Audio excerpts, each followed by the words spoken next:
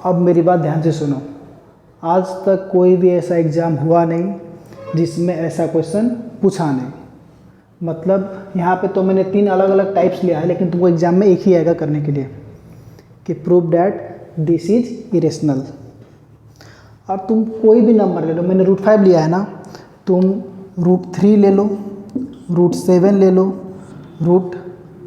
हाँ, √8 अगर मैं बोलूँगा तो तुम लोग को लग रहा है सर √8 कैसे, तो √8 तो एक्चुअली 2√2 होता है ना, तो √2 ले लो, तो कुछ भी ले लो, राइट। अब 2√2 इसकी तरह दिख रहा है कि नहीं दिख रहा है ना, ऐसा हो जाए, फिर सम के साथ आ जाए, सबट्रैक्शन के साथ कुछ भी आ जाए, उससे हमें कोई दिक्कत है क्या, नहीं। अगर हम ये 3 कैटेगरी देख लेंगे तो इससे हमारा क्या हो जाएगा, ये सारा का सारा सेक्शन कवर हो जाएगा। इरेजर देना हो, ठीक है। तो अभी हम लोग क्या करने वाले हैं, एक एक करके सबको प्रूव करने वाले हैं। और इसमें एक सबसे मज़ेदार चीज़ ये है कि अगर क्वेश्चन कभी भी इस टाइप का रहेगा ना तो बहुत ही आसान से सॉल्व हो जाएगा, बहुत इजीली। लेकिन अगर सिर्फ ऐसा रहे तो हमें थोड़ा सा स्टेप्स कवर करने होते हैं। मैं क्यों बोल रहा हूँ ये आसानी से हो जाएगा, अभी करके दिखाता हूँ, ठीक है। जैसे देखो, सपोज हमें प्रूव करना है कि √5 क्या है, इरेशनल है ना। √5 इरेशनल, इसको प्रूव करने के लिए सबसे शुरुआत ही जो होता है, हम इससे शुरुआत करते हैं कि हम इसको क्या मान लेते हैं, रैशनल, ठीक है। हम इसको क्या मान लेंगे, रैशनल। क्या देखो यहाँ पे प्रूफ है, ठीक है। Let us assume √5 is rational, ठीक है। √5 इज रैशनल। और रैशनल नंबर का डेफिनेशन क्या कहता है कि कोई भी नंबर जो a/b या फिर p/q के फॉर्म में हो, राइट। और p और q क्या होना चाहिए, को प्राइम होना चाहिए, और फिर तुम्हारा q not equals to 0। Clear है बात, ठीक है। Let us assume √5 is rational number, ठीक है। अगर ऐसा है ये, तो then there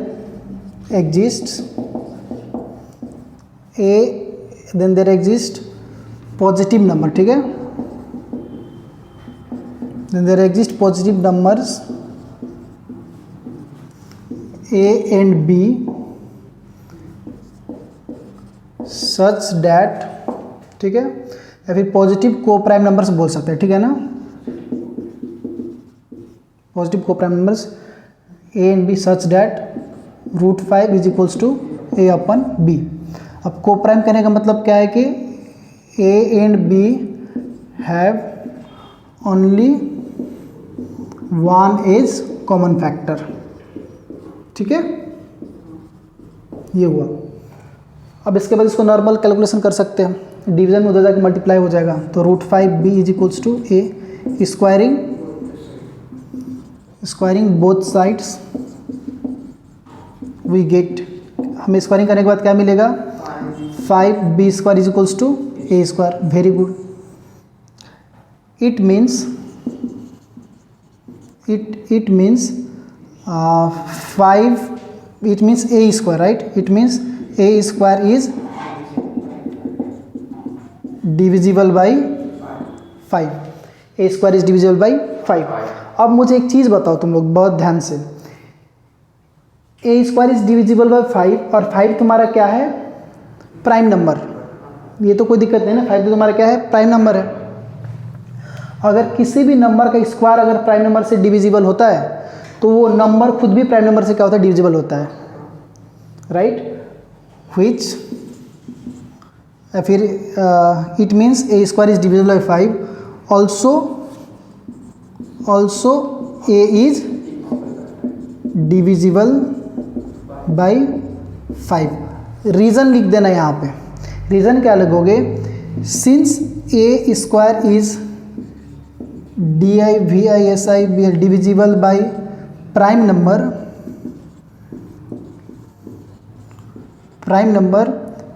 5, so a is also divisible by 5। ध्यान में रहेगा ये बात। बुक में कोई और नंबर ले लेते हैं, p लेते हैं, if a² is divisible by p and p is prime number, then a is also divisible by p, ऐसा बोलते हैं। मैंने क्या बोला, a square is divisible by prime number 5, so a is also divisible by 5। ठीक है, ये हो गया। तो इसको मैं क्या मान लेता हूँ, इक्वेशन 1 मान लेता हूँ। ठीक है, मतलब क्या हुआ कि ए इज डिविजिबल बाई 5। तो मैं एक बात बोल सकता हूँ ना कि अगर ए 5 का डिविजिबल है तो हम ए बराबर क्या लिख सकते हैं, 5 से लिख सकते हैं ना। सो ए इज इक्वल्स टू 5 से, क्योंकि ए 5 का डिविजिबल है, राइट, ए 5 से डिवाइडेड है, राइट। तो हम कोई एक ऐसा नंबर ले लेते हैं जिसको कि अगर सपोज मैंने सी मान लिया तो इक्वल्स टू क्या लिख सकते हैं, 5c। ये बात क्लियर है। अब a बराबर 5 से लिखा मैंने, तो इसको मैं अगर स्क्वायरिंग बोथ साइड करूं, है ना, स्क्वायरिंग बोथ साइड्स अगर मैं करूं तो ये मुझे क्या दिखेगा, a square is equals to 25c square, है ना, ए स्क्वायर इक्वल्स 25c स्क्वायर। अब मेरे पास जो पहले था, मेरे पास क्या था, we have 5b square is equals to a square, है ना, हमारे पास 5b square equals to a square था। अब मैं स्क्वायर की जगह पे ये क्या कर दूंगा, सब्स्टिट्यूट कर दूंगा, तो मुझे क्या मिलेगा, 5b square is equals to 25c square, है ना। अब यहाँ से क्या मिलेगा कि मैं b स्क्वायर बराबर क्या लिख सकता हूँ, 25c स्क्वायर अपन 5, तो 5 जा, तो b स्क्वायर इक्वल्स टू क्या मिला, 5c स्क्वायर। अब एक बात ध्यान से सुनो, तो जैसे यहाँ पे तुम्हारा a स्क्वायर बराबर 5b स्क्वायर मिला था, ठीक उसी की तरह यहाँ पे b स्क्वायर बराबर 5c स्क्वायर मिला। तो मैं क्या बोल सकता हूँ, it means b square is divisible by 5। Clear है बात, it means b square is divisible by 5। Also b is divisible by 5। बात समझ में आ रहा है, also b is divisible by 5। Reason क्या है, अब यहाँ पे मैं रीज़न थोड़ा सा अलग लिख देता हूँ। यहाँ पे मैंने इस तरह से लिखा था ना, यहाँ पे मैं क्या लिख दूंगा, since b square is divisible by prime number, मैंने वहाँ पे 5 लिखा था, मैं प्राइम नंबर p लिख देता हूँ। ठीक है, since b square divisible by prime number p, therefore b is also divisible by same prime number. ठीक है, कोई दिक्कत नहीं है ना, यहाँ पे सेम प्राइम नंबर होता है, यहाँ पे p था तो ये भी क्या होगा, p से ही डिविजिबल होगा, सेम प्राइम नंबर p। ठीक है जी, इसका मतलब also b is divisible by 5, तो इसको 2 मान लो। अब 1 और 2 से हमें क्या पता चलता है कि a is also divisible by 5 और b is also divisible by 5। इसका मतलब कि दोनों का 5 कॉमन फैक्टर आ रहा है कि नहीं आ रहा है। फ्रॉम, मैं थोड़ा सा आंसर कहाँ पे लिख दूँ, यहाँ पे लिख दूँ, यहाँ पे देखो, from 1 and 2 we get 5 as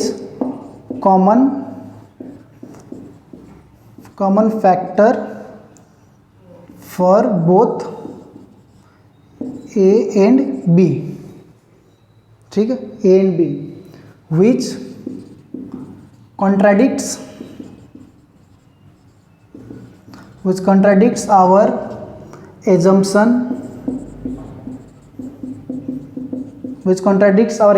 that a and b are co-prime numbers। Contradict कर गया ना को-प्राइम नंबर, तो हमने क्या बोला था, को-प्राइम नंबर है। अब ये this contradiction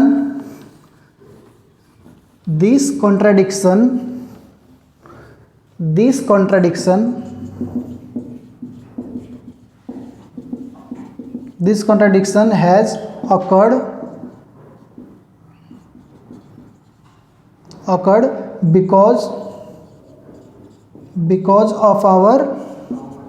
because of our false assumption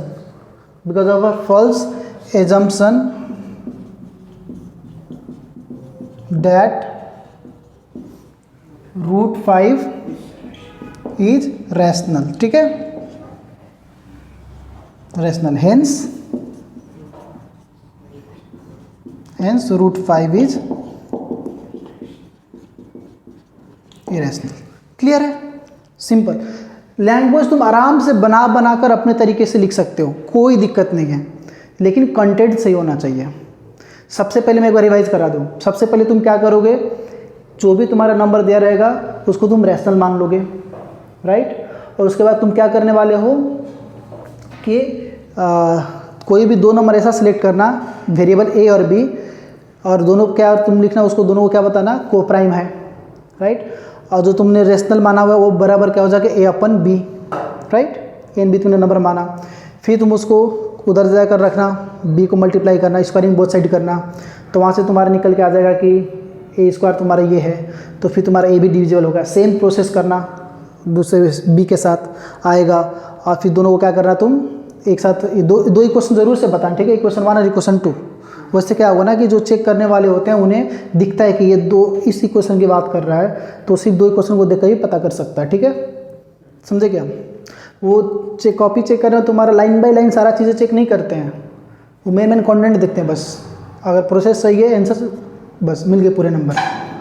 तो लैंग्वेज तुम बना बनाकर खुद से भी लिख सकते हो, ठीक है। और दूसरी बात एक और मैं बताऊँ, अगर गलती से कहीं कुछ गलती हो गया, अगर नहीं हो पा रहा है, तो ये ज़रूर से लिखना ये वाला चीज़ कि वो इरेशनल ही है ना, मतलब ज़बरदस्ती करना।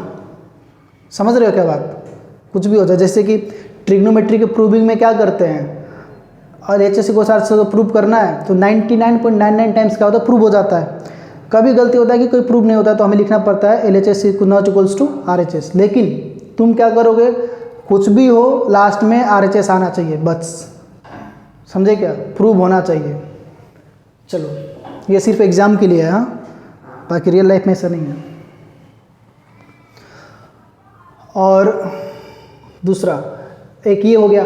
अब मानो कि मैं एक ये ले लेता हूँ, ठीक है, 7√3 ले लेता हूँ, और एक 3 + 2√5 भी ले लेता हूँ।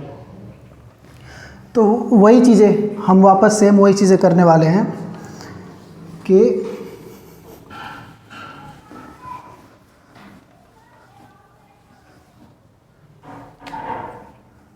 Late us assume 7√3 is rational, ठीक है। Let us assume 7√3 is rational, तो वही then there exists positive integers a and b such that, है ना, such that 7√3 is equals to a upon b। अब तुम क्या करोगे, 7 को उधर लेके जाओ, तो √3 is equals to क्या हो गया, a अपन 7b। अब a upon 7b is rational, है ना, because a, b and 7 are integers, right. a and b and 7 are क्या है, इंटीजर्स है, तो ये क्या होगा, रैशनल होगा। Also √3 is rational, also √3 is rational because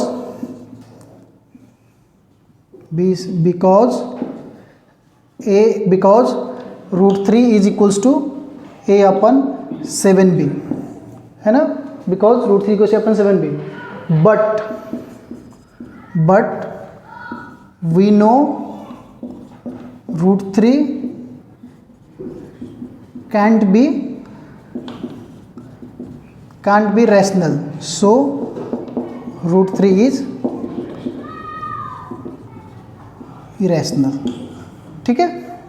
so √3 is irrational, और hence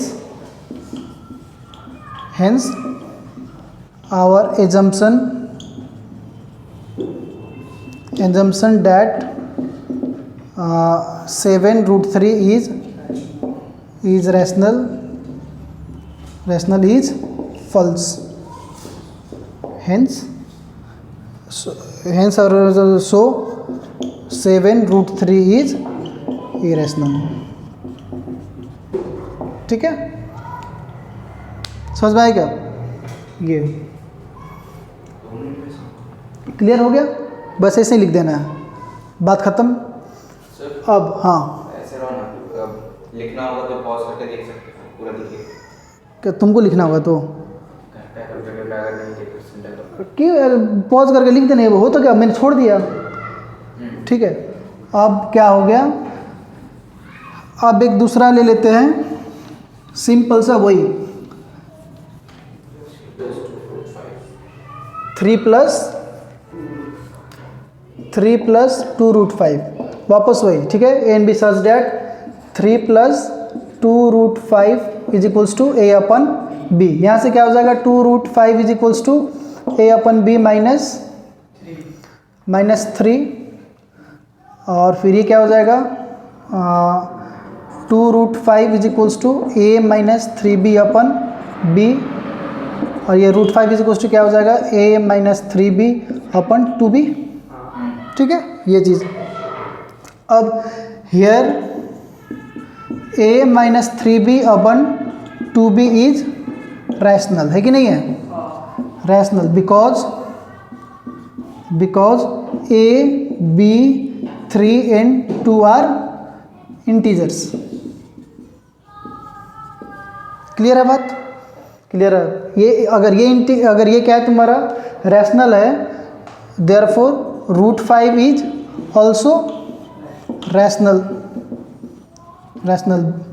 but we know but it contradicts DICTS, but it contradicts the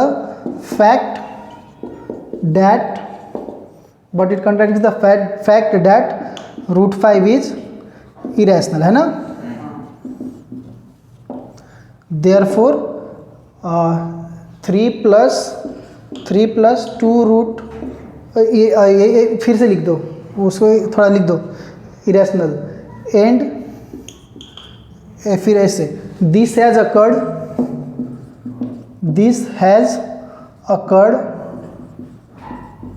या फिर this contradiction has occurred। ठीक है, थोड़ा लैंग्वेज बनाकर,